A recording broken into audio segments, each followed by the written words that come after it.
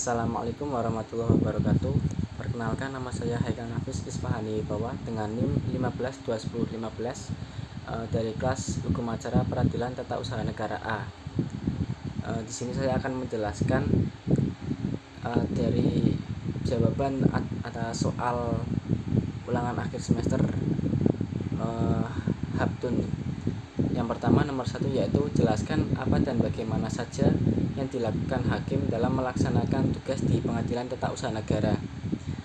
Baik, jawabannya yaitu tugas hakim diantaranya mengkonstatir peristiwa hukum atau mencari kejelasan pokok sengketa, lalu mengkualifisir hubungan peristiwa dengan hukum dan diakhiri dengan konstituir.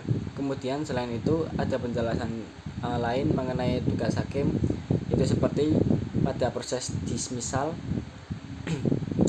Setelah penelitian administrasi selesai dilakukan, ketua melakukan proses dismisal berupa proses untuk meneliti apakah gugatan yang diajukan penggugat layak dilanjutkan atau tidak.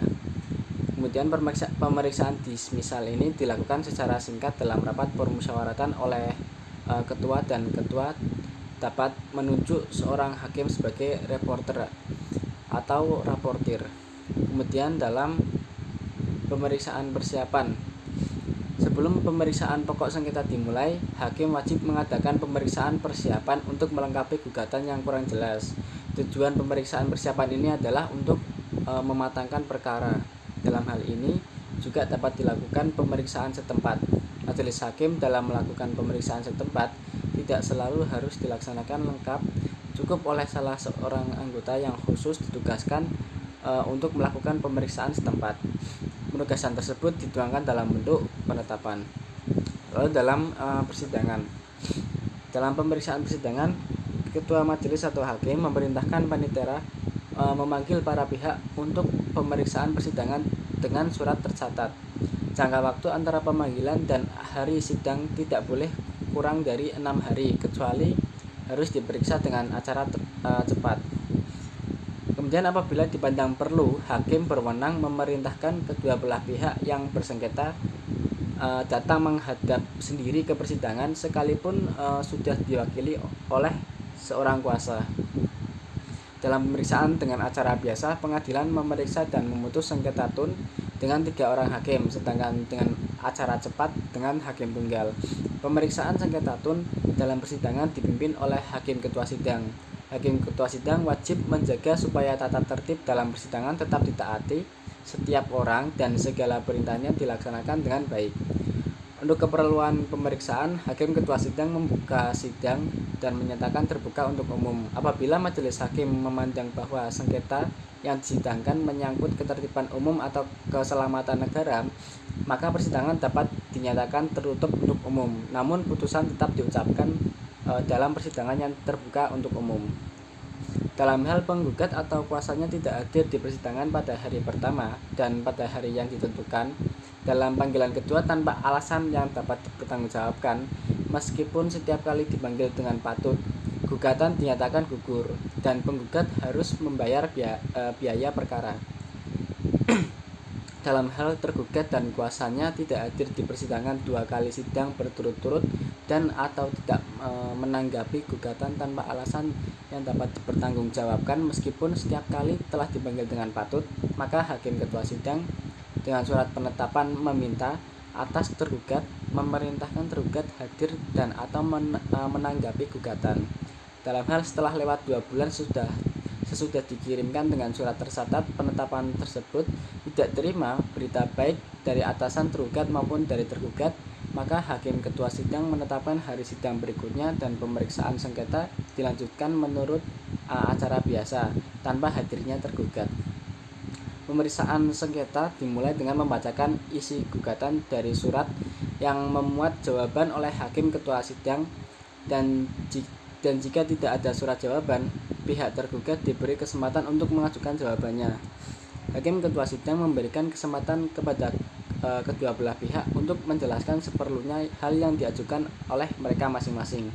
Penggugat dapat mengubah alasan yang mendasari gugatannya hanya sampai dengan replik, asal disertai alasan yang cukup serta tidak merugikan kepentingan tergugat, dan hal tersebut harus dipertimbangkan dengan seksama oleh hakim. Tergugat dapat mengubah alasan yang mendasari jawabannya hanya sampai dengan duplik, asal disertai alasan yang cukup serta tidak merugikan kepentingan penggugat, dan hal tersebut harus dipertimbangkan dengan seksama oleh hakim. Hakim ketua sidang berhak di dalam sidang memberikan petunjuk kepada para pihak yang bersengketa mengenai upaya hukum dan alat bukti yang dapat digunakan oleh mereka dalam sengketa. Ketentuan ini menunjukkan bahwa peranan hakim ketua sidang dalam proses pemeriksaan sengketa tun adalah aktif. Kemudian dalam hal putusan, setelah kedua belah pihak mengemukakan kesimpulan, maka hakim ketua sidang menyatakan bahwa sidang ditunda untuk memberikan kesempatan kepada majelis hakim bermusyawarah dalam ruangan tertutup untuk mempertimbangkan segala sesuatu guna putusan sengketa tersebut. Putusan dalam musyawarah majelis yang dipimpin oleh hakim ketua majelis merupakan hasil pemufakatan bulat, kecuali setelah diusahakan dengan sungguh-sungguh tidak dapat dicapai permufakatan bulat. Putusan diambil dengan suara terbanyak. Apabila musyawarah majelis tersebut tidak dapat menghasilkan putusan, permusyawaratan ditunda sampai musyawarah majelis berikutnya. Apabila dalam musyawarah majelis berikutnya tidak dapat diambil suara terbanyak, maka suara terakhir hakim ketua majelis yang menentukan. Putusan pengadilan dapat dijatuhkan pada hari itu juga dalam sidang yang terbuka untuk umum atau ditunda pada hari lain yang harus diberitahukan kepada kedua belah pihak. Putusan pengadilan harus diucapkan dalam sidang terbuka untuk umum. Apabila salah satu pihak atau kedua belah pihak tidak hadir pada waktu putusan pengadilan diucapkan atas perintah hakim ketua sidang, salinan putusan itu disampaikan dengan surat tercatat kepada yang bersangkutan. Bagi pihak yang tidak sependapat dengan putusan petun dapat mengajukan upaya hukum, yaitu baik upaya hukum biasa atau upaya hukum luar biasa. Kemudian soal yang kedua yaitu bagaimana harapan Anda terhadap hukum acara peradilan tata usaha negara di masa yang akan datang.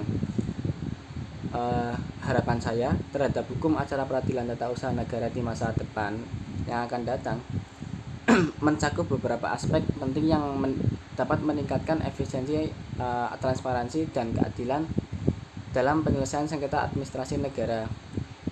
Yang pertama, seperti dalam hal penggunaan teknologi informasi dan digitalisasi dalam proses peradilan diharapkan dapat mempercepat penyelesaian kasus, kemudian memudahkan akses masyarakat terhadap informasi dan mengurangi birokrasi.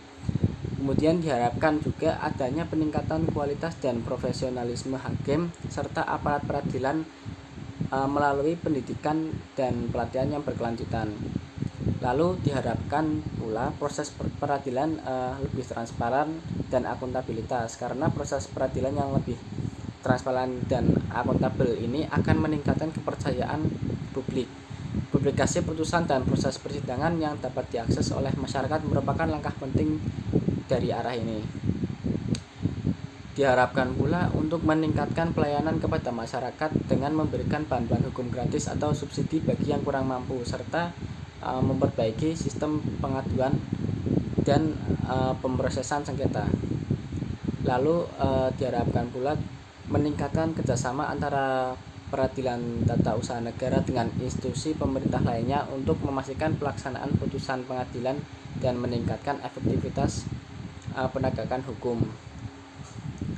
Mungkin cukup sekian yang dapat saya sampaikan, kurang lebihnya mohon maaf. Wassalamualaikum warahmatullahi wabarakatuh.